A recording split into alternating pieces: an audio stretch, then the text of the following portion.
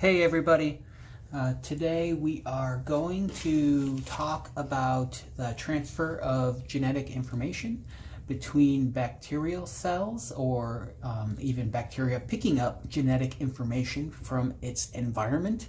So there are three primary methods that we are going to talk about today. Well, we're going to talk primarily about one of them, but I'm going to describe three of them, and we're going to focus on one. So sorry about my hands today. I was doing some plumbing work at my house yesterday, and the gaskets, I guess, have some sort of oil or something on them, and it's kind of grimy. But so today my hands are going to be a little bit dirty. It won't come off with regular soap, but in a few days it should be better. So sorry about that.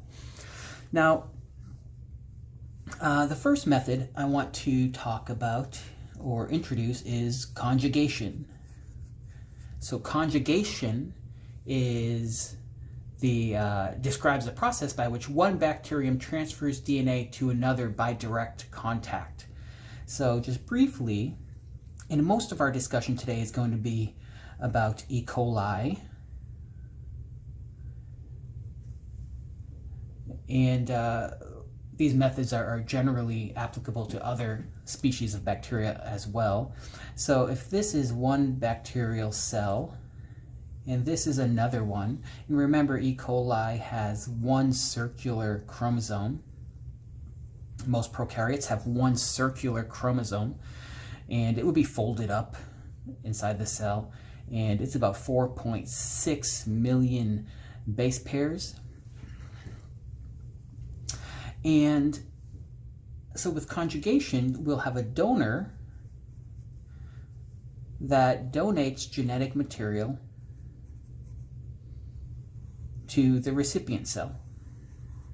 And there's the chromosome in the recipient cell through this conjugation tube. Conjugation tube. So that's conjugation. One primary method of genetic transfer between bacterial cells. We also have transduction.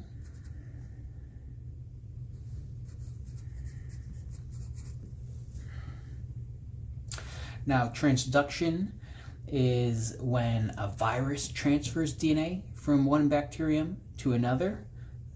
So, and just briefly, what's going on here. So let's assume this bacterial cell here is infected with a virus, and when that virus is making copies or directing the cell to make copies of the virus, and the virus is going to look something like this. Well, it's supposed to put the viral DNA in here, or RNA, whatever type of virus it is. It's supposed to get that inside the virion, which is the body of the virus. But sometimes bacterial DNA can be put in there, and that's my double helix right there. And let's say this is bacterial DNA. So after the infection is over and the bacterial cell dies, the virus can come out, and it still has all the necessary components needed to infect another bacterial cell. But instead of injecting the DNA from the virus, it'll inject the genetic information from the bacterium.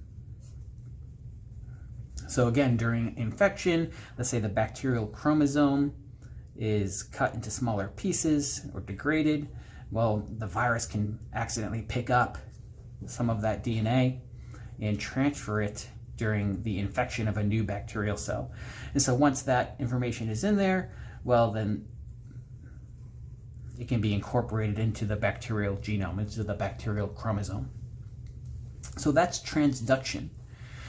One more we will talk about, not in today's lecture, but in the future, is transformation. Now that is when recipient bacterium imports naked DNA from its environment. And how might that happen? Well, anything can leave behind genetic material in the environment. It could be a fungus, could be a protist that dies, or anything, a plant material. But in this case, let's assume it's a bacterial cell that just dies. And I'm showing the cell membrane, the cell wall broken, and pieces of the chromosome are falling out or oozing out. And now a bacterium, a live one in the environment, can, has the means to import, or some bacterial cells have the means to import this DNA and incorporate it into its own chromosome. And we'll get more into the methods of how a bacterial cell can, in each of these cases, incorporate that information into its chromosome using recombination. In a few weeks, we'll discuss that molecular mechanism. But for now, we're just interested in how the bacterial cells get new DNA from a donor. In this case, the donor is directly transferring the material. Here, the virus is taking the DNA from the donor and moving it over to the recipient.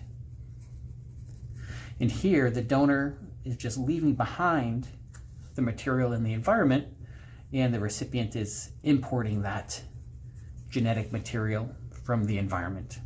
So 3 methods, and in the next video, we're going to talk a little bit about prototrophy and auxotrophy so we can understand how conjugation was discovered and how it works. Okay, see you in the next video.